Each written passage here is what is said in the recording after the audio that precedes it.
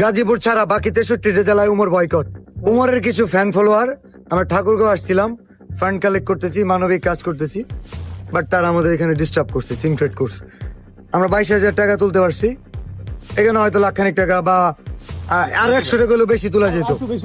And Umar এটার মধ্যে জড়িত, হয়তো ঠাকুরগাঁও আসছে, পোস্ট দেখছে, তার কিছু ফ্যান ফলোয়ারকে বলছে যে বিলাল ভাই যাচ্ছে অথবা যাবে, ডিস্টার্ব করো যাতে কাজ না করতে পারে।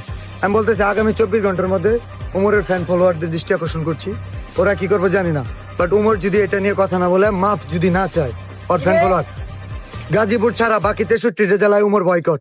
আহা, হোয়াটসঅ্যাপ আপ লেউটার ভাই কত সুন্দর অভিনয় করে রে, অভিনয়ের জন্য লেউটার ভাই সেরা রে।